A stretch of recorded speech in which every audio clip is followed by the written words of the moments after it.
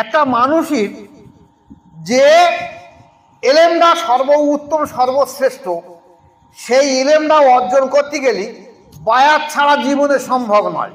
আর সেই বায়াতটাকে আজ আমাদের দেশের ওলামারা বলছে এটা মোস্তাহাব, হতেও পারে নাও পারে। তো বায়াত যদি না হয় তাহলে এলেম যে আল এলমু এলমানে, এলেম যে দুই প্রকার।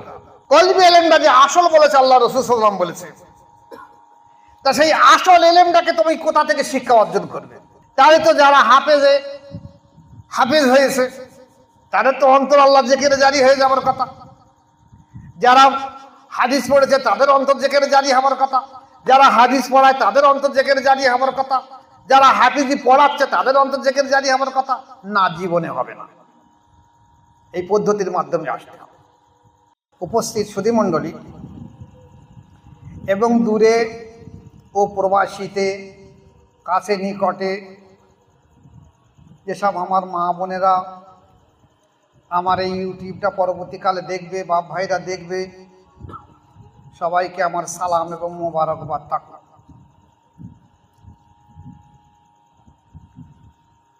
আজকের আলোচনা থাকবে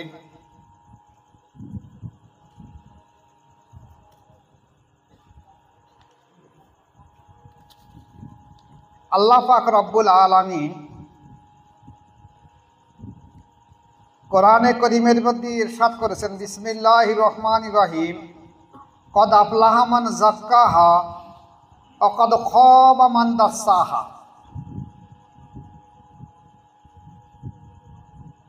যে ব্যক্তি নিজেকে তাজকিয়া অর্থাৎ শুদ্ধ সুস্থ করতে পেরেছে, একমাত্র সেই ব্যক্তি সফল হয়েছে। আর যে শুদ্ধ করতে পারিনি সে ক্ষতিগ্রস্ত, তথা ধ্বংস হয়ে গেছে।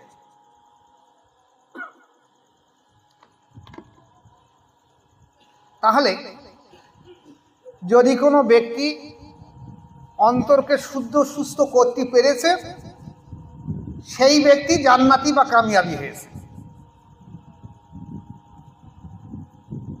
এখন অন্তরকে শুদ্ধ সুস্থ কিভাবে করা যাবে? যেমন হাদিস শরীফ এসেছে, বিসমিল্লাহির রহমানির রহিম, তালাবুল ইলমু ফারিজাতুন আলা কুল্লি মুসলিমিন ওয়া মুসলিমা। ইলম শিক্ষা করা ফরজে আইন, পুরুষ এবং স্ত্রী উভয়ে। এখন ইলম শিক্ষা করা যে ফরজে আইন, পুরুষ এবং স্ত্রী উভয়ে, হাদিস শরীফ এসে আল ইলমু ইলমানি, ইলম দুই প্রকার। এখন ইলম যে দুই প্রকার, আমরা সচরাচর আমাদের দেশে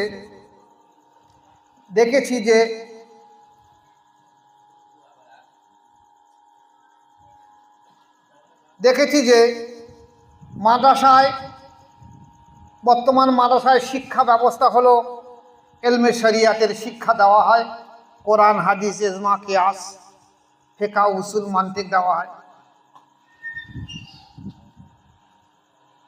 কিন্তু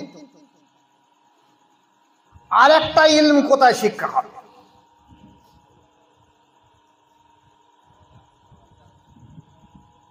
যে ইলমটা সম্পর্কে হযরত জাবের রাদিয়াল্লাহু তাআলা আনহু বর্ণিত করেছেন যে রাসূল পাক সাল্লাল্লাহু আলাইহি ওয়াসাল্লাম বলেছেন ইলম দুই প্রকার।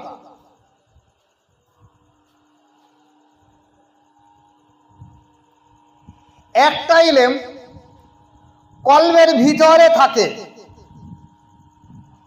একটা ইলম কলবের ভিতরে থাকে,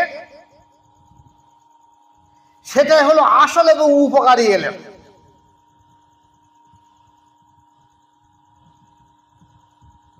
একটা ইলম কলবের ভিতরে থাকে, সেটা হলো আসল এবং উপকারী ইলম।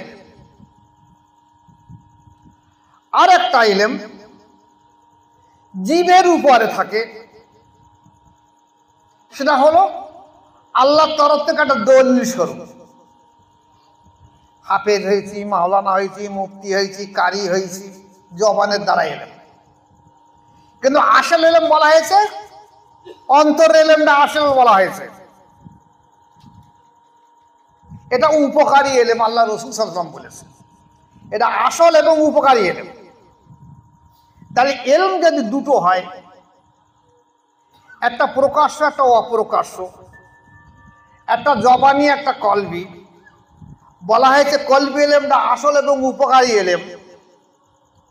তাহলে আমরা আমাদের জবানে আমাদের জমানায় দেখছি যে কলবি এলেম যেটা আসল এলেম সেটা উঠে গেছে, জবানি এলেম নিয়ে আর সারা বিশ্ব জুড়ে মাতোয়ারা হয়ে গেছে, আসল এলেম উঠে গেছে।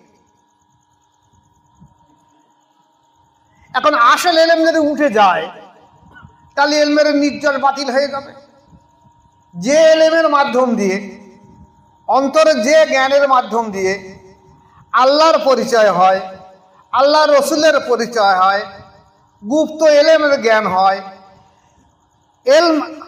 এলহাম আসে, সেই সমস্ত এলেমগুলোকে বাদ দিয়ে যদি বাহ্যিক শরিয়াতে এলেম শিক্ষা করা হয় তাহলে সব কিছু বাতিল হয়ে যাওয়ার সমতুল্য হবে। মানে মোটামুটি কোনো মূল্য থাকবে না, মূল্যহীন হয়ে যাবে। তাহলে কি হাফিজের প্রয়োজন নেই? হ্যাঁ, প্রয়োজন আছে। যদি হাফিজ না থাকে তাহলে কোরআন তো মুছে যাবে একদিন। হাফিজের প্রয়োজন আছে, আর কোরআন কোনো দিন মুছে যাবে না, কারণ এটা আল্লাহর দিন। আল্লাহ বলছে ইন্নাদ দীনা ইনদাল্লাহ আল ইসলাম। আল্লাহ এই কোরআনকে হেফাজত করবে, ইসলামকে হেফাজত করবে, আর সেটা তো জবানি কলবি নয়। তা যে কলবি এলেম আসল, সেই এলেমটা আমরা আজকের ভুলে গিয়েছি। যে এলেমটা সম্পর্কে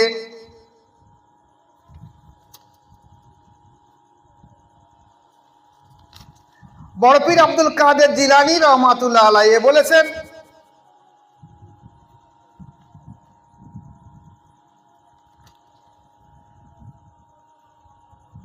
যে প্রত্যেকটা মানুষের বায়াতের কথা, যে বায়াত ছাড়া এই অন্তরের অনুভূতি জীবনে কোনোদিন আসবে না। কলবি এলেমের অনুভূতি বায়াত ছাড়া জীবনে আসবে না। এখন এই যে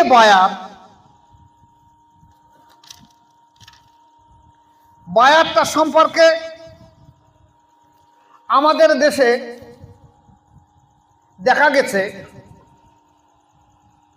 অধিকাংশ পীর সাহেব একটা পাগড়ি বিরাট লম্বা 30 হাত 35 হাত ফেলে দিল, বলে তোমরা পাগড়ি ধরে নাও। তো পাগড়ি ধরেছে, এ যেন সেই গাছ কাটে যখন সেই রশি বেঁধে আর ফেলে দেয়, বলে সব ধরো ধরে দাও, যখন আমি টান দিই বলো তখন টান মারবে, সেই রকম হয়ে গেছে। আর মানুষ সেইটা শুনে শুনে এমন হয়ে গেছে যে ওই পাগড়ি ফেলে না দিলে আর বায়াত হবে না। আমি এদিনই এক জায়গায় অনুষ্ঠানে গিয়েছি, তো তরিকা সম্পর্কে অপূর্ব আলোচনা হয়েছে। আগে পরে কিছু মানুষ বায়াত গ্রহণ করেছে, কিন্তু যখন আমি আলোচনার পরে নেমে আসছি, সিঁড়ি দিয়ে 2 তলা থেকে নেমে আসছি, তখন কয়েকজন মানুষ সে কথা আমার কানে আসলে তারা বলল যে হুজুর তো বললো বায়াতের কথা, তাকে পাগড়ি দিল না তো। মানে এই যে পাগড়ি ফেলে দেওয়া একটা প্রচলন রয়েছে, যে আসুক পাগড়ি ফেলে দেবে আর ওইভাবে ওই পাগড়ি ধরে এ করে, মানে কার কাছে যে বায়াত হয় সেটা বলতে পারবে না। এখন বায়াত সম্পর্কে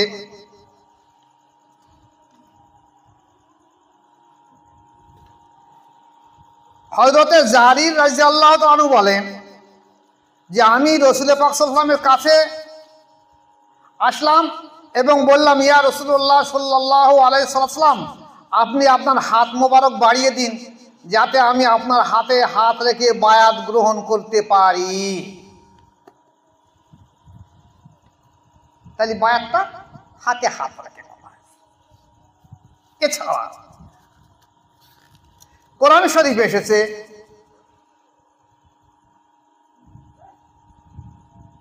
বিসমিল্লাহির রহমানির রহিম ইন্নাল্লাযীনা ইউবাইউনাকা ইন্নামা ইউবাইনুল্লাহা ইয়াদুল্লাহি ফাওকা আইদিহিম। হে রাসূল সাল্লাল্লাহু আলাইহি সাল্লাম, যারা তোমার হাতে হাত দিয়ে বায়াত গ্রহণ করেছে, আল্লাহ পাক বলেন এ হাত তোমার হাত না, এটা আমার কুদরতি হাত। তাহলে হাতে হাত রেখে বায়াত হবার কথা কোরআনও সাক্ষী দিচ্ছে, হাদিসও সাক্ষী দিচ্ছে। এখন প্রশ্ন আসবে যে তাহলে পাগড়ি দিয়ে কি বায়াত হওয়া যাবে না? হ্যাঁ, পাগড়ি দিয়ে বায়াত হওয়া যাবে যখন দেখা যাবে লোক সংখ্যা খুব বেশি, কিংবা মেয়েদের তার হাতে হাত থেকে বায়াত করা যায় না। কারণ আমরা কারা কি করে আমি জানিনি, আমরা করি কি, পর্দার বাইরে মেয়েরা থাকে, একদিকে আমরা থাকি, পাগড়ি দিয়ে বায়াত করিয়ে দিই। কারণ যেহেতু মেয়েরা হাতে হাত দেওয়া অবৈধ, হারাম হবে। এখন এই যে বায়াত হওয়া, আমাদের দেশে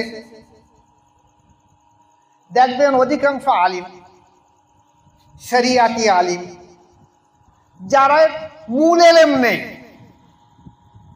যে জ্ঞানটা আল্লাহ রাসূল সাল্লাল্লাহু আলাইহি ওয়াসাল্লাম বলে যে জ্ঞানটা আসল জ্ঞান, যাতে আল্লাহ রসুলের পরিচয় হবে, সেই জ্ঞান নেই। এই জবানি এলেম যে আলেমেরা আছে, তারা বলছে ও বায়াত হওয়া মুস্তাহাব, ও হলে হবে, না হলে না হবে। ও আমরা কি কোরআন হাদিস কম জানি? আমরা আবার বায়াত হবো কেন? কোরআন হাদিস মোতাবেক চলে যাব। কিন্তু আমাদের দেশে, বিশেষ করে আমাদের বাংলা ভাষাভাষী মানুষের এলাকায়, এই যে মতাদর্শ যে বায়াত হব কেন, এটা দেখা যাচ্ছে এই 100 বছরের মধ্যে এই বিষটা এসেছে, আগে ছিল না। আগে প্রত্যেকটা মানুষ বায়াত গ্রহণ করত।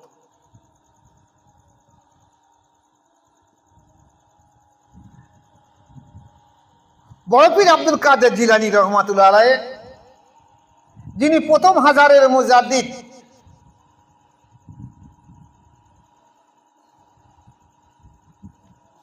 উনি বলছেন যে অন্তরকে জারি করার জন্য, ভালো করে কথা খেয়াল করবে, অন্তরকে জারি করার জন্য এবং যাবতীয় কুরিপু থেকে,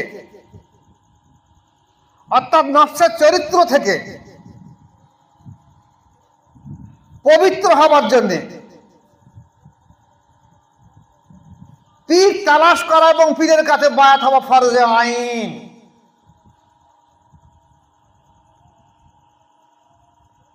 কারণ কামেল মুর্শিদ, মোকাম্মেল মুর্শিদ ছাড়া একটা মুর্দা দিল জিন্দা করে দেওয়ার কারোর ক্ষমতা নেই।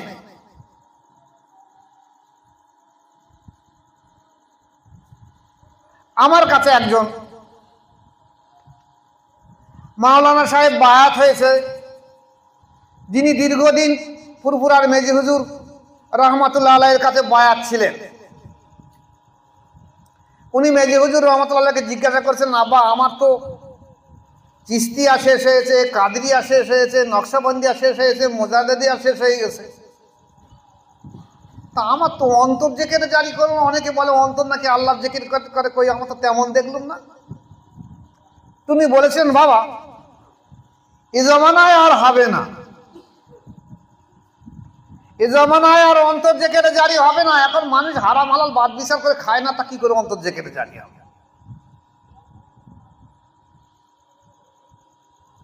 আসলে মুর্শিদের যদি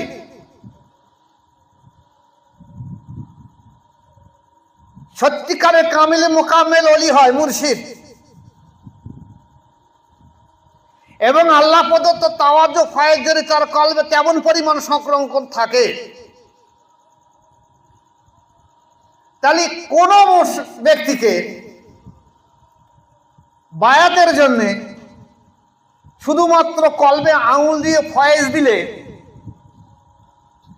তার সঙ্গে সঙ্গে তার কল্প জিন্দা করে দেওয়া যায়। তাদের বুঝতে একটু সময় লাগে, দেরি লাগে।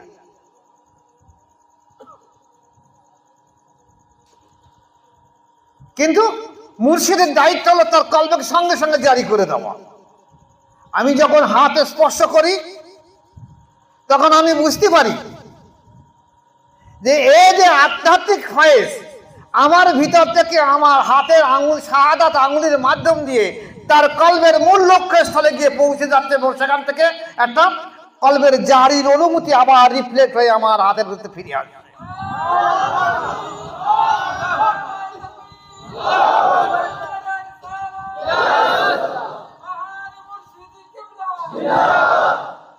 যার জন্য দেখা যাচ্ছে যে মানুষগুলো বায়াত হয়,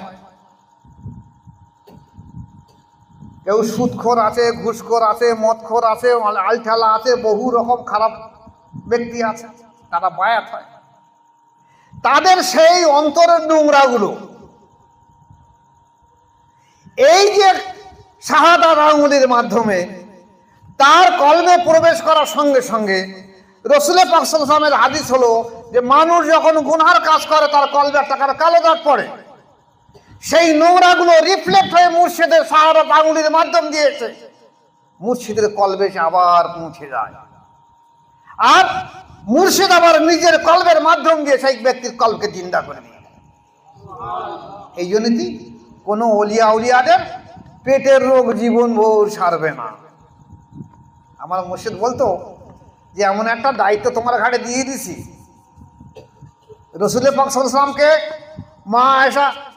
মা আয়েশা সিদ্দিকা রাদিয়াল্লাহু আনহাকে জনৈক সাহাবা জিজ্ঞাসা করেছিলেন যে আল্লাহ রসুল সাল্লাল্লাহু আলাইহি ওয়াসাল্লামের কি কোনো রোগ মুসিবত আছে? মা আয়েশা সিদ্দিকা রাদিয়াল্লাহু আনহা বললেন যে দুনিয়ার যত রোগ আছে সব আল্লাহ রসুলের ভিতরে আছে। কেন? নবীদের আবার রোগ হবে কেন? অনেকে তো বললি কথা বলে অলিয়া উলিয়াদের আবার রোগ হবে কেন? তারা তো ভালো, আল্লাহর কাছে দোয়া করবে সেরে যাবে। কিন্তু না, ঘটনাটা এই। তাহলে যদি মুর্শিদের ক্ষমতা থাকে সে জারি করে দিতে পারে। যেমন দেখা গেছে আমি আমার মুর্শিদের শাহ সুফি জয়নুল আবেদিন মুজাদ্দিদি রহমাতুল্লাহ আলাইহির দুটো মুরিদ পেয়েছিলাম। আমার মুর্শিদ কেবল আমাকে বলেছিল, খোকা এই দুটো ব্যক্তিকে আমি অন্তর জেকের জারি করে দিতে পারছি না, কারণ আমার এখন শরীর অসুস্থ, দুর্বল, আমি পেরিয়ে উঠছি না। আমার পর্দা নেওয়ার পরে এরা কিন্তু তোমার কাছে বায়াত গ্রহণ করবে। আল্লাহর ওলিদের মজা কেমন জিনিস দেখেন, যে আমি যদিও আরো 10 জনকে খেলাফত দিচ্ছি কিন্তু এরা তোমার কাছে বায়াত হবে। তো এই দুটো দায়িত্ব তোমাকে দিয়ে দিচ্ছি। ঠিক আছে, তাই হবে। একজনেরকে এই ঘটপুকুরি রবি শু হাউস, আগে ছিল সেই পেট্রোল পাম্পের সামনে, এখন সেই রবি শু হাউসটা বোধহয় এখন এই মসজিদের সামনে এখানে এসেছে। তার ছেলে এসেছে, নাম ওয়াহাব হাজি সাহেব। এই হাজি সাহেবের আমার মুর্শিদ কেবলা বাদ করে দিয়ে বলছে তুমি তসবি জিকির করো, কেন বাবা এত বেশি পরিমাণে ব্যবসায় জড়িয়ে রয়েছে, তসবি করার সময় পায় না। বললি বলে আমি জিকির করি, তসবি করতে পারি না। তা হুজুরির সময় তার অন্তর জিকির জারি হলো না। আমার কাছে বায়াত হয়ে বলছে আব্বা তো আপনার কাছে দায়িত্ব দিয়ে গেছে, এবার আপনি কি করবেন করুন। আর বারে বারে বলে আপনি একটু দোয়া করুন। এসে আমার কাছে আসে বলে আব্বা আমাদের একটু দোয়া করুন যেন আমার অন্তরটা জেকের জারি হয়, তা না হলে সবার হচ্ছে আর আমার হবে না, আমার কি হবে, ভয় হবে। তাই বলি ঠিক আছে, আল্লাহর কাছে দোয়া করছি, তা তুমি তসবিহ জিকিরটা কর। বলছি এত কাজের চাপ আমি করতে পারি না। এখন আল্লাহ পাকের কি ইচ্ছা, আল্লাহ পাকের কি ইচ্ছা, একদিন ওই রাস্তা ক্রস করার সময় উনি একটা গাড়ির সঙ্গে অ্যাক্সিডেন্ট হলো, হয়ে একটা হাত ভেঙে গেছে। তো চিত্তরঞ্জনে ভর্তি হয়েছে। এইবার ওখান থেকে আমার কাছে ফোন করেছে আব্বা আমার একটা শেষদার তসবিহ পাঠ খেতে হবে। ডাক্তার বলে 3 মাস এখন ছুটি হবে। তো তাই তো তো এইবার কোনো উপায় নিতে এইবার বসে বসে বসে বসে ইশারা করে নামাজ পড়ে আর এই তসবিহ করে করতে করতে সপ্তাহখানি পরে বলছে আব্বা আমার না কলবে এইবার চলছে আমি বুঝতে পারছি। আবার সপ্তাহখানি পরে বলছে আব্বা আমার এই একটা আলো এসেছে, এইরকম আলো এসে এই রঙের। তা আমি আবার সবকটা পাল্টে দিলাম, বলছি তুমি 2 নম্বরে করো। এরকম করে 3 মাসে হলো 4 সবক পাশ করে 5 নম্বর সবকে আসলো তো হসপিটালে বলে। এইবার এসে হসপিটাল থেকে সুস্থ হয়ে এসে আবার বলছে আব্বা আমার সে আত্মবিশ্বাস দেখে হয় না, আপনি একটু দোয়া করুন ফের আমার জন্য। আমি ফের দোয়া করলে এবার আমার হাত পা ভাঙে, তোমার তো আবার হসপিটালে চিত্তরঞ্জন যাচ্ছে হবে। বলে ও দোয়া না, এমনি দোয়া করুন যেন আমার আবার লক্ষ্মীবাগুলো ভালো কথা চলে। আপনি তুমি তসবিহ জিকির করো না, চলবে কি করে? তাহলে দেখা যাচ্ছে এই ব্যক্তিটা আবার 4-5টা লতিফা জিন্দা করার পরে ও ব্যক্তি দুনিয়া থেকে আল্লাহ পাক তুলে নিয়েছে। আলহামদুলিল্লাহ, আল্লাহ শুকর করেছে। আর একজন ছিল এই দিঘির পাড়ে, ওই বেলের ব্যবসা করতো শামসুদ্দিন মোল্লা। সে ওই এত কাজ তসবিহ রোজ করবে, কিন্তু ওই দিক মানে সে তসবিহ খাবে। যত বলা হয় হুজুর বলে তুমি খেয়াল করো, বলে তসবিহ আমি 25,000 করি, কিন্তু অন্য দিক খেয়াল করে করে। এখন আপনি ফয়েজটা তো কলবে আসবে, যদি কলবে খেয়াল না করতে তসবিহটা জীবনে লাভ হবে না। তো ওইভাবে করে করে করে করে হলো না, শেষকালে পরেও আমার কাছে বায়াত হয়ে আমি খুব কঠোরভাবে বললাম, দেখো আমার মুর্শিদ কেবলা তোমাদের দুজনকে খাস করে আমার কাছে বলে গেছে এবং সেই জন্যই তোমরা দুজন এসেছো, কিন্তু তোমাদের বলি না যে আমার কাছে আসতে, আমারে বলেছো ওরা দুজন তোমার কাছে আসবে। তা তুমি যে এসেছো এই উদ্দেশ্য নিয়ে, তা অন্তত তসবিহটা করো এইভাবে বসে, এখানে বসে খেয়াল করে করে করো। তা বলছে আমার সেই বেল ভাঙা রয়েছে, আমার সেই বেল জাগে দেওয়া রয়েছে। আমি কোনো কথা হবে না, আমার এখানে বসে তসবিহ করো। 25,000 তসবিহ করে সবকে খেয়াল করে করে তাহলে উঠে যাও। বেশ কিছুদিন করার পরে বলছে আব্বা এইবার আমার সবকটা চলতেছে। তারপর মোরাকাবায় আলো আসলো, আমি সবকটা পাল্টে দিলাম। এখন ওই এসে বসে থাকতে আমি গরিব মানুষ, বলছে আমি সময় পাই না, আমি বাইরের বাড়িকে তসবিহ করবো। আর সে আর তসবিহ করে না, কিন্তু দেখা যাচ্ছে মুর্দা দিল তার জিন্দা হলো। এটাও আল্লাহ পাকের লাগাসীয় দিয়ে সে ব্যক্তিও ইন্তেকাল করেছে। দুজন ব্যক্তিকে আল্লাহ পাক জান্নাত নসিব করুক, আমি দোয়া রাখি। তাহলে দেখা যাচ্ছে একটা মানুষের যে এলেমটা সর্বোত্তম সর্বশ্রেষ্ঠ, সেই ইলেমটা অর্জন করতে গেলে বায়াত ছাড়া জীবনে সম্ভব নয়। আর সেই বায়াতটাকে আজ আমাদের দেশের ওলামারা বলছে এটা মুস্তাহাব, হতেও পারে নাও পারে। তো বায়াত যদি না হয় তাহলে এলেম যে আল এলমু এলমানে এলেম যে 2 প্রকার। কলবি এলেমটা যে আসল বলেছে আল্লাহ রাসূল সাল্লাল্লাহু আলাইহি ওয়াসাল্লাম বলেছে, তা সেই আসল এলেমটাকে তুমি কোথা থেকে শিক্ষা অর্জন করবে? তাহলে তো যারা হাফেজ হয়েছে তাদের তো অন্তর আল্লাহ জিকিরে জারি হয়ে যাবার কথা। যারা হাদিস পড়েছে তাদের অন্তর জিকিরে জারি হওয়ার কথা। যারা হাদিস পড়ায় তাদের অন্তর জিকিরে জারি হওয়ার কথা। যারা হাফিজি পড়াচ্ছে তাদের অন্তর জিকিরে জারি হওয়ার কথা।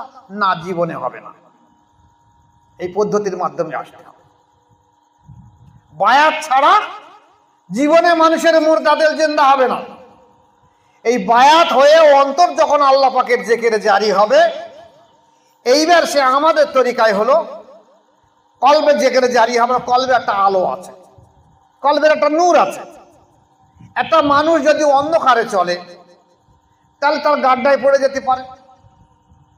তাই যদি তার হাতে একটা হারিকেন বা লন্ঠন বা টর্চ লাইট থাকে তাহলে সেটা দেখে শুনে যেতে পারে। তা কলবের যখন আলো আছে তখন সে যখন রাস্তাতে চলবে, রাস্তা মানে এই পথের রাস্তা নয়, ইসলামের রাস্তায় চলবে, তখন এই আলোয় উজ্জীবিত হয়ে তখন তার 2য় নম্বর আবার জারি হয়ে যাবে। এইভাবে আমাদের তরিকায় বলা হয়েছে 5টা কল, রু, শের, খফি, আখফা। এই 5টা লতিফার 5টা আলো আছে, নকশবন্দি এবং মজারের তরিকা বলা হয়েছে। এই 5টা লতিফা যখন আল্লাহ আল্লাহ জিকির করবে তখন আমাদের তরিকার নফস হলো কপালে। এইবারে যখন ব্যক্তি এই কপালে জিকির করে নফসকে আল্লাহ বলার স্বীকার করার চেষ্টা করাবে যে তুই আল্লাহ বল, আল্লাহ আল্লাহ বলবে, তখন নফসকে আল্লাহ পাক তৈরি করেছে আল্লাহ বিরোধী করে, যে তুমি জীবনে কোনোদিন আল্লাহকে আল্লাহ আমাকে আল্লাহ বলে স্বীকার করবে না, তোমাকে আমি এই জন্যই তৈরি করেছি। তা ওকে ওই জন্য তৈরি করেছে তো আল্লাহ বলবে না, বলছে না আমাকে আল্লাহ করেছে, আমাকে আল্লাহ বিরোধী করে, তাহলে আমি আল্লাহ বলবো না। তখন এই 5টা লতিফা মানে 5টা জবান, একটা মানুষের 5টা জবান, কল রু শের কপি আকফা, 5টা লতিফা মানে 5টা জবান। এই 5টা জবান যখন আল্লাহ আল্লাহ করছে এবং এই 5টা জবানও এই জায়গায় খেয়াল করে নফসকে খেয়াল করে কে আল্লাহ বলার চেষ্টা করাচ্ছে, এছাড়া ব্যক্তিও এবার সেই নফসে খেয়াল করে আল্লাহ বলার চেষ্টা করছে। তাহলে একদিক দিয়ে 5টা লতিফা আছে, আর ব্যক্তি এই 6টার চাপে পড়ে অবশেষে সে আল্লাহ বলতে স্বীকার করে। তবে সে এই কথা বলতে থাকে, সুযোগ পালি কিন্তু আমি ছাড়বো না, আমি সুযোগ পালি তোমাকে ছাড়বো না, মৃত্যুর আগ পর্যন্ত আমি আজকের অবশ্য তোমার চাপে পড়ে আমি আল্লাহ বলে স্বীকার করছি, কিন্তু আমিও মৃত্যুর আগ পর্যন্ত রেডি হয়ে থাকবো, যদি কোনোদিন কোনোভাবে সুযোগ পাই তোমাকে কিন্তু এই নফসে মুতমাইন্না থেকে নফসে আম্মারার গাড় ডাইনে ফেলে দিয়ে দেবো। তাই দেখা গেছে বহু পীর সাহেব আছে, বহু খেলাফত প্রাপ্ত আছে, তারা দেখা যাচ্ছে ভালো করে নফসের বিরুদ্ধে কঠোর মুজাহিদা করতে পারিনি, সর্বসময় নফসকে খেয়াল রাখার কথা বলা হয়েছে মৃত্যুর আগ পর্যন্ত। আমাদের তরিকায় বলা হয়েছে যে খেলাফত পাওয়ার পরে নফসকে খেয়াল করে সর্বসময় 24টা ঘন্টার দিকে খেয়াল রাখবে এবং তসবিহ করবে মৃত্যুর আগ পর্যন্ত। এখন যদি সে ব্যক্তি দেখা যাচ্ছে তসবিহ জেগে মোরাকাবা কম করে, আস্তে আস্তে আস্তে তার নফস বলিয়া নামে শক্তিশালী হবে, হয়ে তাকে গাড্ডায় ফেলে দেবে, ধ্বংস করে দেবে। তাই একটা মানুষকে আশরাফুল মখলুকাত হওয়া, সৃষ্টির শ্রেষ্ঠ হওয়া, আল্লাহ পাকের যে সৃষ্টি, সেই সৃষ্টির এত সৃষ্টির 18,000 কি তারও বেশি মখলুকাত আছে, লক্ষ লক্ষ মখলুকাত আছে, সেই মখলুকাতের সর্বশ্রেষ্ঠ সৃষ্টি হলো আদম ইনসান। এবং সে ওই ইনসান যে ইনসান জীবনে কোনোদিন আল্লাহকে ভোলে না, যে ইনসান যার সঙ্গে আল্লাহ পাকের যোগসূত্র হয়েছে, যে ইনসানের মৃত্যু পর্যন্ত আল্লাহর স্মরণ থেকে গাফেল হয় না, যে ইনসান মৃত্যুর সময় পর্যন্ত আল্লাহর স্মরণে থাকে, এই ইনসানের দিকে তাকিয়ে আল্লাহ পাক আসমান থেকে জমিনের দিকে তাকিয়ে ফেরেশতাদের বলতে থাকে, আমার ফেরেশতারা জমিনের দিকে তাকিয়ে দেখো, তোমরা যে আমাকে বলেছিলে যে ইনসান তৈরি করলে পরে দুনিয়ায় আবার ফ্যাসাদ তৈরি করবে, আজ তাকিয়ে দেখো জমিনের দিকে, তারা আমার স্মরণে এমন হয়ে গেছে, তাদের ব্যবসা বাণিজ্য, কাজ কারবার, চাষবাস, চাকরি বাকরি, কোনো কাজের সময়ও তারা আমার স্মরণ থেকে তারা দূরে থাকে না। তারা আমার সঙ্গে এমন প্রেম করেছে যে প্রেম তারা দূরে থাকতে পারে না। এবং এই প্রেমিক, এরা এমনই এক প্রেমিক, কাল কিয়ামতের ময়দানে আল্লাহ পাক যখন বিচারের মজলিসে হাজির করাবেন, বিচারে একদল ব্যক্তিকে আল্লাহ পাক হুকুম দিয়ে দেবেন তোমরা জান্নাতে জান্নাতে চলে যাও। এই জান্নাতে যাওয়ার হুকুম দেওয়ার সঙ্গে সঙ্গে মানুষ তো জান্নাতের লোভে লালায়িত হয়ে ছুটে চলে যাবে জান্নাতে। আর একদল ব্যক্তিকে জাহান্নামের জন্য আল্লাহ পাক বলেন তোকে জাহান্নামে নিয়ে দাও। এই যাদেরকে জান্নাতে যাওয়ার হুকুম দেওয়া হবে তাদের একটা দল জমাত তারা চুপচাপ বসে থাকবে, ফেরেশতারা বারে বারে বলবে তোমরা চলো জান্নাতে, জান্নাতে চলো, তোমাদের জন্য এত আল্লাহ পাক সুন্দর জান্নাত বানিয়ে রেখেছে তোমাদের জন্য, শুধু চলো তোমরা জান্নাতে। ওরা কোনো কথা বলে না, ওরা আল্লাহ পাকের কাছে, আল্লাহ পাকের সামনে অপলোক লাগনে আল্লাহ পাকের দিকে ফ্যাল ফ্যাল করে তাকিয়ে আছে, যেমন তারা রুহানি জগতে সেই আত্মাগুলো যেমন আল্লাহ পাকের দিকে অপলোক তাকিয়ে থাকতো, ঠিক তদ্রুপ তাকিয়ে আছে। আল্লাহ পাক ফেরেশতাদের বলবেন এদেরকে বলো ওরা কি ব্যাপার, ওরা জান্নাতে যাচ্ছে না কেন, কি ব্যাপার? ফেরেশতারা জিজ্ঞাসা করবে, ওরা বলছে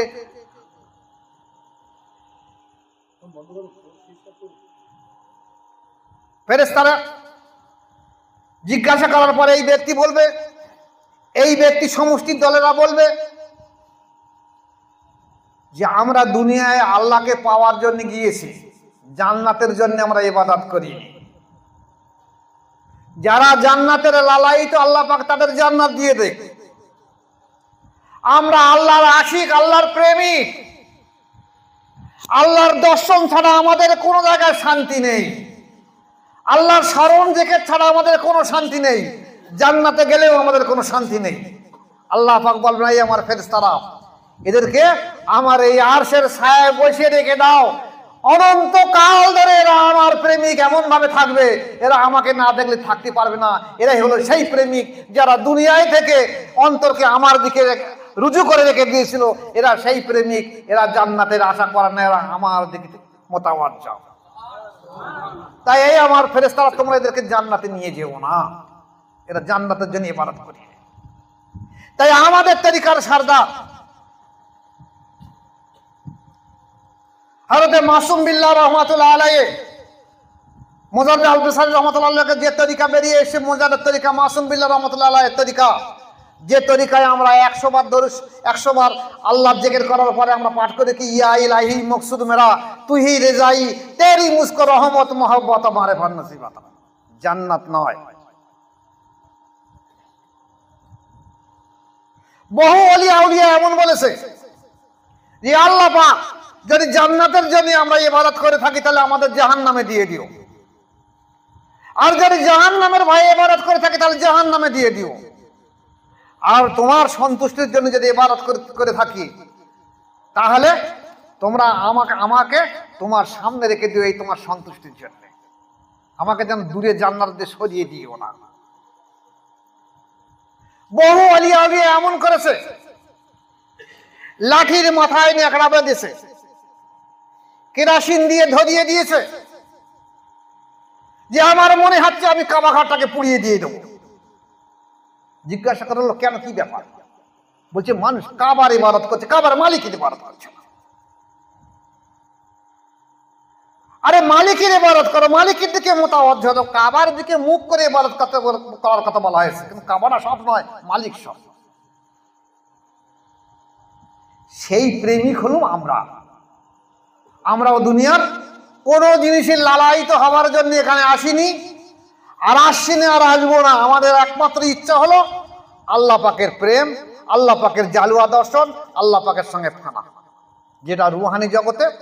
এই রুহগুলো আজ যারা আমরা এখানে আছি, যারা গত হয়ে গেছে, যারা আগামীতে আসবে, সমস্ত রুহগুলোকে আল্লাহ পাক যখন আলমে আরো আয় সৃষ্টি করার পরে আল্লাহ পাক সামনে থেকে সেই রুহগুলোর চেহারার সামনে থেকে বলেছিলেন, আলাস্তু বি রব্বিকুম, আমি কি তোমাদের প্রভু নই? সেই রুহগুলো আল্লাহ পাকের সামনে থেকে তখন তারা কি করত? আল্লাহ পাকের জিকির করত, আর আল্লাহ পাকের জালুয়া দর্শন করত, আর আল্লাহ পাকের সঙ্গে এশকে প্রেমে ফানা হয়ে থাকতো সর্বসময়। এই আত্মাগুলো যারা দুনিয়ার বুকে আল্লাহ পাকের জিকিরে জারি আছে অন্তর, আল্লাহ পাকের ইশক, আল্লাহ পাকের প্রেমের জন্য যারা লীন হয়ে থাকে, আল্লাহ পাক বলবে এরা যেন সেই আলমে আরোহার মতন, এরা আজকের কিয়ামতের মাঝে এরা আলমে আরোহার মতন হয়ে রয়েছে।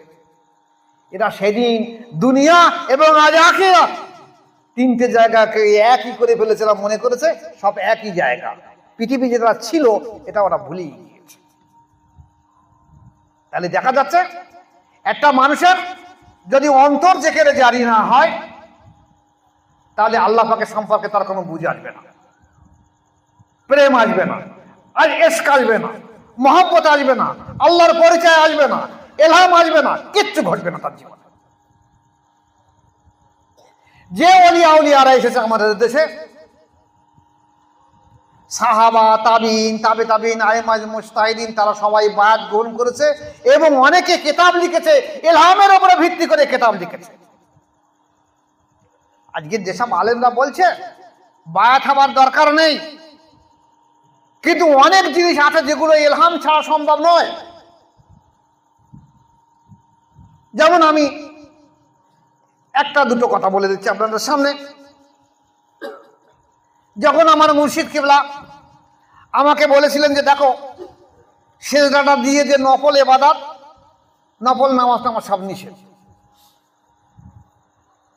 তো প্রথম প্রথম তো, কিন্তু আমি খুব কাজ করতাম।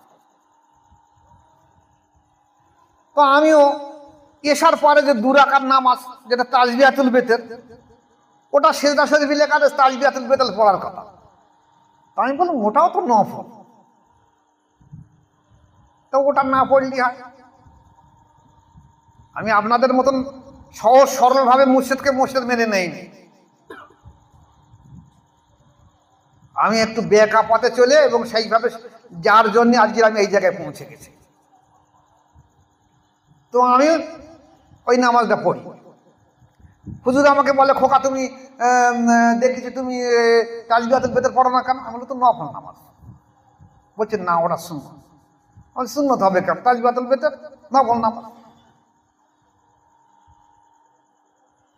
কিছুদিন অতিবাহিত হওয়ার পরে একদিন দেখি যে সবে তন্দ্রার মতন এসেছে, কাশ যেমন আসে, না ঘুম না জাগা, তন্দ্রার মতন ভাব আসে। হঠাৎ দেখলাম রাসূল পাক সাল্লাল্লাহু আলাইহি ওয়াসাল্লাম আমার সামনে হাজির হয়ে গেল, হয়ে আমাকে বললেন যে ও তুমি তাসবিহাতুল বেতের নামাজ পড়ো না কেন? আমি বললাম ওটা তো নফল। বলছে আমি তো পড়ি রোজ, আমি তো কোনোদিন ছাড়িনি। অর্থাৎ তুমি ওটা আজ থেকে আর কোনোদিন কামাই করবে না। আমার জীবনের শিক্ষা হয়ে গেল, আমি সেখান থেকে আজ পর্যন্ত তাসবিহাতুল বেতের নামাজ আর কোনোদিন বন্ধ করি। তাহলে এই যে ইলহাম, এই যে কাশ, এটা আসার পরে আমার এই ভুলটা ভেঙে গেল। এখন যদি আমি এই তরিকার কাজ না করতাম তাহলে আমার আসতো না। যেমন দেখা গেছে, আর একটা কথা বলি, আমি তখন কাদেরিয়া চিশতিয়া তরিকা, যদিও আমি মুজাহিদ তরিকা বায়াত হয়েছি, কিন্তু তার আগে যত ওই তাসকিয়াতুল আউলিয়া আছে, সব কাদেরিয়া চিশতিয়া তরিকার বুজুর্গ হতো। ওই সব বুজুর্গদের জীবনী আমি পড়তুম, দেখতুম, পড়তুম। তো ওদের জীবনী পড়ে পড়ে আমার একটা ধারণা হলো। আর কাদেরিয়া তরিকা চিশতিয়া তরিকার ব্যক্তিরা অনেকে দেখা গেছে মুআবিয়া রাদিয়াল্লাহু সম্পর্কে অনেক বাজে বাজে মন্তব্য, কটু মন্তব্য করেছে। তা ওই পড়ে পড়ে আমার একটা ধারণা রয়ে গেছে। একদিন আমি ঠিক এমনই অবস্থা, শুয়ে আছি, না ঘুম না জাগা অবস্থায় হঠাৎ দেখলাম রাসূল পাক সাল্লাল্লাহু আলাইহি ওয়াসাল্লাম আসলেন। আমি সালাম করলাম, উনি সালামের উত্তর দিলেন। বলছেন জহুর, তুমি মুআবিয়া সম্পর্কে তোমার মনের মধ্যে এত খারাপ ধারণা কেন? উনি আমার একটা সাহাবা, মন থেকে এটা দূর করে দাও, আর কোনোদিন ওনার সঙ্গে কুধারণা, ওনার সম্পর্কে কুধারণা লাগবে না। আমি বললাম ঠিক আছে, আমি তওবা করছি, আমি মুআবিয়া রাদিয়াল্লাহু আজ থেকে সেই রকম ধরনের সাহাবাদের মধ্যে মেনে নেব, বিশ্বাস করে নেব। হুজুর পাক সাল্লাল্লাহু আলাইহি ওয়াসাল্লাম বললেন না, তুমি মুখে বলো, তোমার অন্তরে এখন সে বিষ রয়ে গেছে। তাই উনি বললেন কি, ওনার শাহাদাত আঙুলটা আমার কলবের উপরে রাখলেন, এক পলক রাখার সঙ্গে সঙ্গে এবার তুলে নিলেন। বলছি এবার বলো কেমন হয়েছে? আমি বলি আমি কসম করে বলছি ইয়া রাসূলুল্লাহ হাবিবাল্লাহ, মুআবিয়া রাদিয়াল্লাহুকে আমি আপনাকে যেমন ভালোবাসবো, মুআবিয়া রাদিয়াল্লাহুকে তেমন ভালোবাসবো, সাহাবাদের যেমন ভালোবাসতাম ওনাকে তেমন ভালোবাসবো আজ থেকে। তাহলে যদি এই ঘটনা, এই যদি এলেম অর্জন করার জন্য যে কলবি এলেম না থাকে, তাহলে তার কিচ্ছু আসবে না। এই যে বুজুর্গানে দিনগণ যারা আজ হাদিস লিখেছে, যারা কিতাব লিখেছে, আমি তো এই জমানা একটা সাধারণ মানুষ, বড় বড় ওলিয়া উলিয়ারা তারা হার হামেশা ইলহাম প্রাপ্ত হয়ে বহু কিতাব লিখেছে।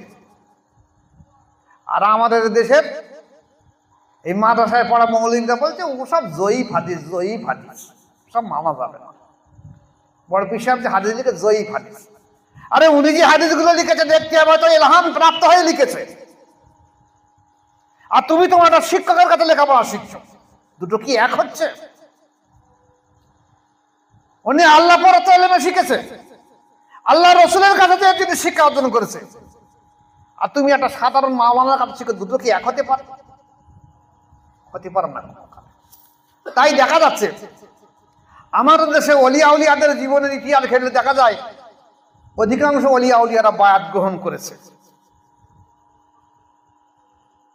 আর বায়াত হইনে কারা? এই ভণ্ডরা বলে বায়াত হতে হবে না। এরা সত্যিকারের ভণ্ড, এরা সত্যিকারের জাহান্নামে যাবে। বায়াত ছাড়া কোনো ব্যক্তি জান্নাতে যাবে না। আল্লাহ রসুল সাল্লাল্লাহু আলাইহি ওয়াসাল্লামের হাদিস এসেছে যে যখন নূহ আলাইহিস সালামের প্লাবন আসে, সেই নূহ আলাইহিস সালামকে আমি একটা কিস্তি বানাতে দিয়েছি। আল্লাহ রসুল আল্লাহ পাক কিস্তি মানে নৌকা বানিয়ে দিতে বলেছে। নূহ আলাইহিস সালাম একটা বিরাট বড় নৌকা বানিয়েছে এবং আল্লাহ পাক বলেন, এই নূহ আলাইহিস সালাম, যারা তোমাকে বিশ্বাস করে, নবী বলে মেনে নেয়, তাদেরকে তুমি তোমার নৌকার মধ্যে তুলে নাও। তুমি আজ দীর্ঘদিন ধরে প্রায় 900 বছর ধরে মানুষকে দাওয়াত দিয়ে দিচ্ছ, তোমার নিজের সন্তান পর্যন্ত তোমাকে নবী বলে মানছে না এবং বহু মানুষ মানছে না। আমি প্লাবন দিয়ে তাদের ধ্বংস করে দেবো, ধূলিসাৎ করে দিয়ে দেবো। তুমি এই নৌকায় যারা তোমার মানে তাদেরকে নৌকায় তুলে নিয়ে নাও। প্লাবন আসলো, 40 দিন সব ধূলিসাৎ হয়ে গেল। কারা বেঁচে গেল? যারা নূহ আলাইহিস সালামকে নবী বলে মেনে নিয়েছিল, তারাই একমাত্র বেঁচে গেল।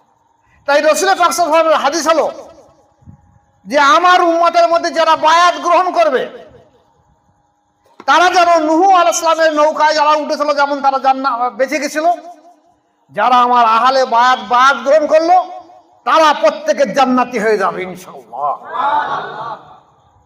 আর আমাদের তরিকার সরদার মুজাদ্দিদ আল পেশানি আহমদ ফারুকী সরিহিন্দ রাহমাতুল্লাহ আলাইহি বলেছেন যে আমার তরিকায় যারা বায়াত গ্রহণ করবে, আজ আমার থেকে নয়, কিয়ামত পর্যন্ত যারা সত্যিকারের আন্তরিকতার সঙ্গে আমার আউলিয়াদের সঙ্গে মহব্বত রেখে দেবে, আমার আউলিয়াদের সঙ্গে মহব্বত রেখে দেবে, আমি প্রত্যেকটা ব্যক্তিকে না নিয়ে জান্নাতে হাজির হব না ইনশাআল্লাহ। তাহলে এত বড় যখন দরজা সম্মান রয়ে গেছে এই বায়াতের উপরে, আর আমরা সেই বায়াতকে অস্বীকার করি কোন সাহসে? একজন আল্লাহর ওলির কত বড় দায়িত্ব, কর্তব্য, আল্লাহ কত মর্তবা দিয়েছে। মুজাদ্দিদ আল পেশানি রাহমাতুল্লাহ আলাইহি, ওনার দাদাজি সম্ভবত রফিউদ্দিন রাহমাতুল্লাহ আলাইহি, সেই মাঠের মাথায় কুল গাছের গোড়ায় বোধহয় ওনার মাজার আছে। একদিন উনি জিয়ারত করতে গেছেন ওনার দাদার মাজারের শরীফে। গিয়ে জিয়ারতের পরে আল্লাহ পাককে বললেন, আল্লাহ পাক, তুমি তো বলেছো যে আমার দোস্তরা যদি কোনো জায়গায় কোনো রাস্তা দিয়ে যখন আমার দোস্তরা চলাফেরা করে সেই দুই দিক দিয়ে রহমত বর্ষণ হয়। তে আল্লাহ পাক, আমি যখন এখানে এসে আমার দাদার জিয়ারতের উদ্দেশ্যে, তাহলে আমার সম্মানার্থে কি আল্লাহ পাক আপনি আমার দাদার কিছু এখানে কিছু গুনাহ মাফ করে দেওয়া হবে না? তা আল্লাহ পাক বললেন কি, ইলহাম দিলেন, ইলহাম যে আমার দোস্ত, তোমার সম্মানার্থে আজ থেকে আগামী সপ্তাহ পর্যন্ত এদের গুনাহগুলোকে আমি মাফ করে দিয়ে দিলাম। উনি বললেন, আল্লাহ পাক, তাহলে আমার দরজার সম্মান মাত্র 7 দিনের মতো, এর বেশি নয়। তা আল্লাহ পাক বলে, ঠিক আছে, তোমার সম্মানার্থে আমি 1 মাসের গুনাহ মাফ করে দিয়ে দিলাম। বলছে, আল্লাহ পাক, আমার ইজ্জত সম্মান কি 1 মাসের মতো? তা আল্লাহ পাক ইলহাম দিলেন, তোমার সম্মানার্থে আমি 1 বছরের গুনাহ মাফ করে দিলাম। বলছে, আল্লাহ পাক, আমার সম্মান কি 1 বছরের মতো? ইলহাম। আল্লাহ পাক বলেন, আমার দোষ শুনে রেখে দাও, তোমার সম্মানার্থে এই যে কবরস্থানে আজও যত মাজার আছে এবং কিয়ামত পর্যন্ত যত দাফন করা হবে, সমস্ত ব্যক্তির গুনাহগুলোকে আমি মাফ করে দিয়ে দিলাম। কেন? একজন জিন্দাদেলি ওলি মানুষ সেখানে গিয়েছে বলে তাই তাদের সম্মানার্থে। তুমি মিয়া হাফেজ সাহেব, মাওলানা সাহেব, মুফতি সাহেব কই যাও দিন কবরস্থানে গিয়ে বলো দিন যে কবরস্থানের অবস্থাটা কি। একটা মানুষ জিন্দাদেলি আছে কিনা কবরস্থানে দেখতে পাবে? তোমার সাথে চক্ষু আছে?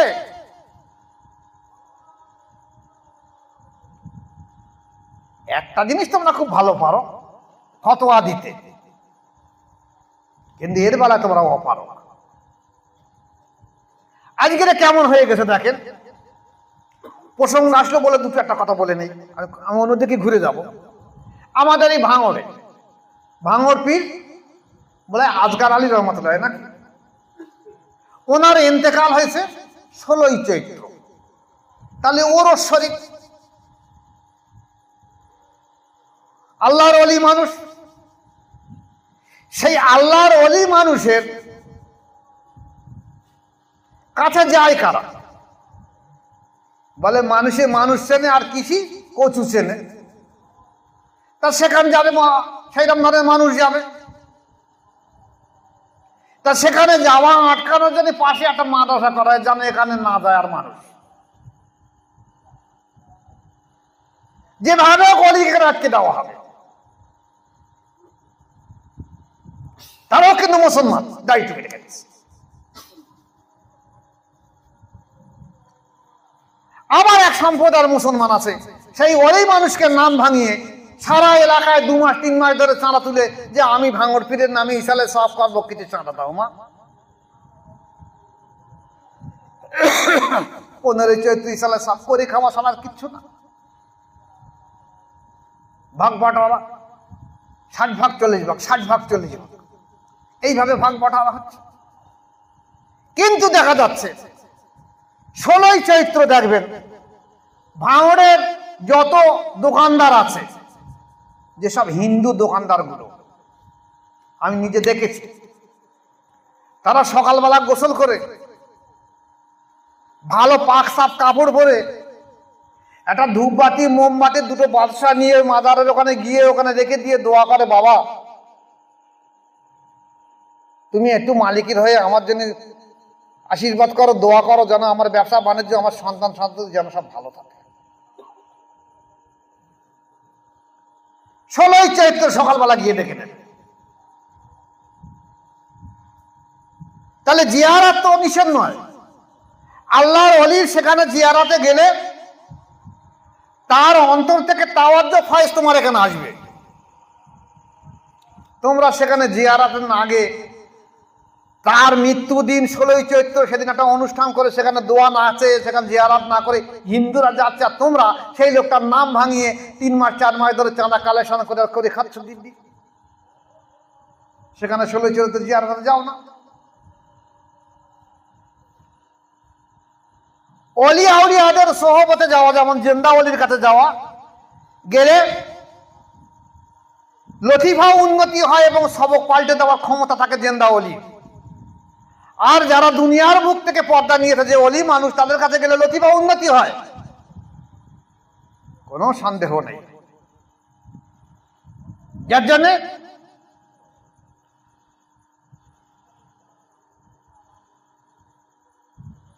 আবুল হাসান খেরখানি রহমাতুল্লাহ আলাইহি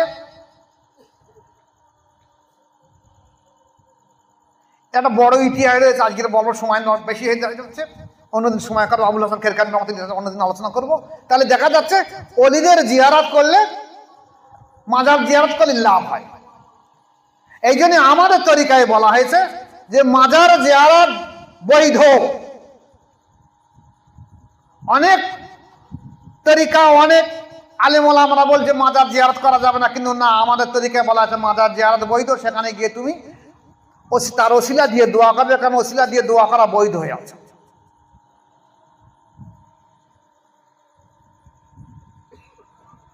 এবারে আসুন, তাহলে এই যে বায়াত সম্পর্কে বলা হয়েছে, এখনকার বর্তমান আলেমরা বলছে আমরা বায়াত হব না, কিন্তু বায়াতের অবস্থা এমন, অলিয়া উলিয়ারা সব বায়াত হয়েছে।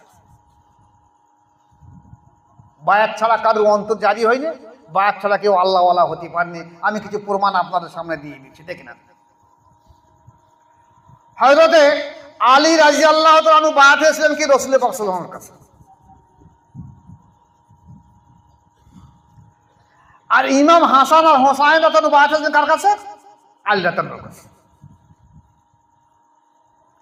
ওয়াইস কুন্নি উনি আল্লাহ রসুলকে সচক্ষে দেখিনি, চর্মচক্ষে দেখিনি, কিন্তু উনি বায়াত হয়েছেন কার কাছে? আলী রাদিয়াল্লাহু আনহুর কাছে। হাসান বসরি রহমাতুল্লাহ আলাইহি আলী রাদিয়াল্লাহু আনহুর কাছে বায়াত হয়েছিলেন। হাবিব আজমি রহমাতুল্লাহ আলাইহি হাসান বসরি রহমাতুল্লাহ কাছে বায়াত হয়েছিলেন। আবু হানিফা রহমাতুল্লাহ আলাইহি ইমাম বাকের রহমাতুল্লাহ কাছে বায়াত হয়েছিলেন। বড় পীর আব্দুল কাদের জিলানী রহমাতুল্লাহ আলাইহি আবু সাঈদ মাকদুমি রহমাতুল্লাহ কাছে বায়াত হয়েছিলেন। ইমাম গাজ্জালী রহমাতুল্লাহ আলাইহি আবু আলী ফারমাদি রহমাতুল্লাহ কাছে বায়াত হয়েছিলেন। হযরত ইব্রাহিম বিন আদম ফজাইল ইবনে আয়াজ রহমাতুল্লাহ কাছে বায়াত হয়েছিলেন। আবু ইসহাক শামী চিশতি রহমাতুল্লাহ আলাইহি বায়াত হয়েছিলেন মমসাদ্দিন নুরী রহমাতুল্লাহ আলাইহির কাছে। ওসমান হারনি রহমাতুল্লাহ আলাইহি বায়াত হয়েছিলেন শাহ শরীফ জিন্দানী রহমাতুল্লাহ আলাইহির কাছে। শাহ শরীফ জিন্দানী রহমাতুল্লাহ আলাইহি বায়াত হয়েছিলেন মওদুদ চিশতি রহমাতুল্লাহ আলাইহির কাছে। খাজা মঈনুদ্দিন চিশতি রহমাতুল্লাহ আলাইহি বায়াত হয়েছিলেন ওসমান হারদিন রহমাতুল্লাহ আলাইহির কাছে। ফরিদুদ্দিন মাসুদ গঞ্জেশকার রহমাতুল্লাহ বায়াত হয়েছিলেন কুতুবুদ্দিন বক্কের কাকি রহমাতুল্লাহ আলাইহির কাছে। জালালউদ্দিন রহমাতুল্লাহ আলাইহি বায়াত হয়েছিলেন শামস তেবরিজি রহমাতুল্লাহ আলাইহির কাছে। শামস তেবরিজি রহমাতুল্লাহ বায়াত হয়েছিলেন কামাল খাজারজি রহমাতুল্লাহ আলাইহির কাছে।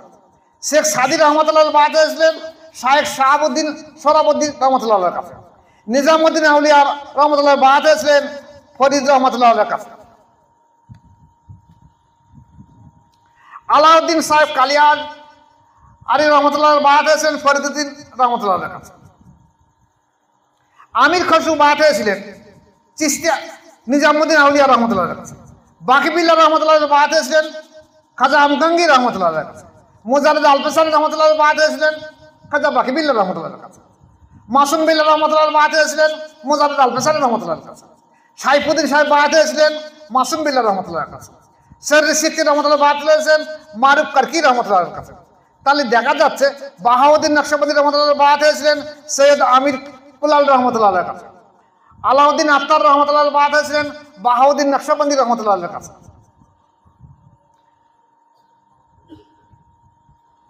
সোহরাবুদ্দিন সাহেব বায়াত হয়েছিলেন শায়েখ জিয়াউদ্দিন আবু নাদিম রহমতুল্লাহ কাছে। তাহলে দেখা গেছে বায়াত ছাড়া অলিয়া উলিয়ারা কেউ ছিল। আমাদের তরিকার দিকে দেখা যাচ্ছে, আমাদের সেজদার দিকে তাকালে দেখা যাবে কি যে হযরতে আবু বকর সিদ্দিক রাদিয়াল্লাহু বায়াত হয়েছিলেন রাসূল পাক সাল্লাল্লাহু আলাইহি ওয়াসাল্লামের কাছে। সালমান ফারসি রাদিয়াল্লাহু বায়াত হয়েছিলেন আবু বকর রাদিয়াল্লাহু কাছে। হযরত ইমাম কাসিম ইবনে মুহাম্মদ ইবনে আবু বকর রাদিয়াল্লাহু বায়াত হয়েছিলেন কার কাছে? সালমান ফারসি রাদিয়াল্লাহু কাছে। ইমাম জাফর সাদেক বায়াত হয়েছিলেন কার কাছে? কাসিম ইবনে আবু বকর সিদ্দিক রহমতুল্লাহর কাছে। বাইজিদ বোস্তামি রহমতুল্লাহ বায়াত জাফর সাদেক রহমতুল্লাহর কাছে। খাজা আবুল হাসান খেরকান রহমতুল্লাহ বায়াত হয়েছিলেন বাইজিদ বোস্তামি রহমতুল্লাহর কাছে। আবু আলী ফারমাদি রহমতুল্লাহ বায়াত হয়েছিলেন আবুল হাসান খেরকান রহমতুল্লাহর কাছে। আবু ইউসুফ হামদানি রহমতুল্লাহ বায়াত হয়েছেন আবু আলী ফারমাদি রহমতুল্লাহর কাছে। আব্দুল খালেক গাজওয়ানি রহমতুল্লাহ বায়াত হয়েছেন আবু ইউসুফ হামদানি রহমতুল্লাহর কাছে। খাজা আরেফ রওগারি রহমতুল্লাহ বায়াত হয়েছিলেন আব্দুল খালেক গাজওয়ানি রহমতুল্লাহর কাছে। মাহমুদ ফাগনাবি রহমতুল্লাহ বায়াত হয়েছিলেন আরেফ রওগারি রহমতুল্লাহর কাছে। খাজা আজিজানে আলী রামেতানি রহমতুল্লাহ বায়াত হয়েছিলেন মাহমুদ ফাগনাবি রহমতুল্লাহর কাছে। খাজা বাবা সাম্মাসি রহমতুল্লাহ বায়াত হয়েছিলেন আজিজানে আলী রামেতানি রহমতুল্লাহর কাছে।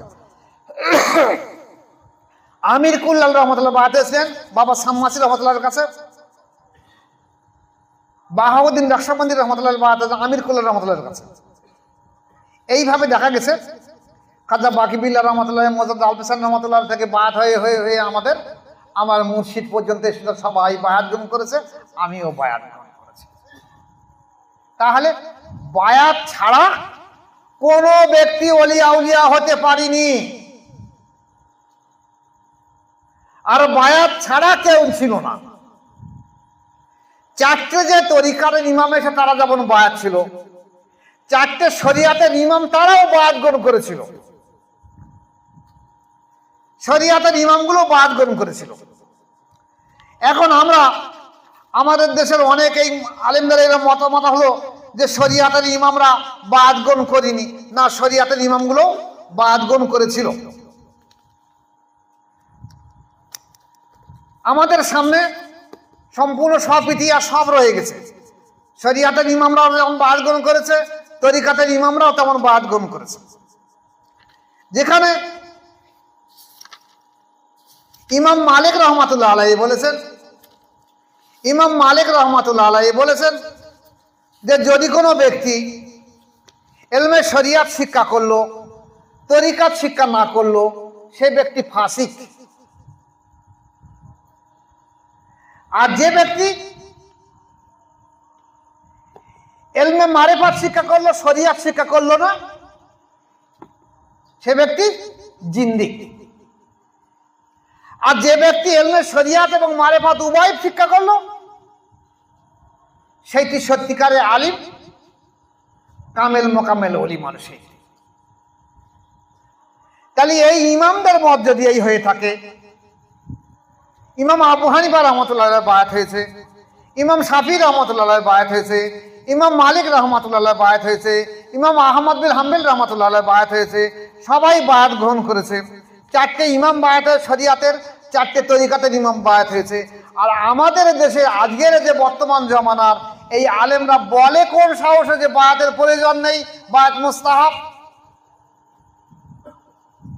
তাহলে বায়াত যদি মুস্তাহাব হয়ে থাকে, তাহলে নফসের এই কুরিপু থেকে, যেখানে বলা হয়েছে কদ আফলাহা মান যাক্কাহা ওয়া কদ খাবা মান দাসসাহা, যে ব্যক্তি নফসের তাজকিয়া করলো একমাত্র সেইটি সফলতা অর্জন করলো, জান্নাতি হলো, কামিয়াবি হলো।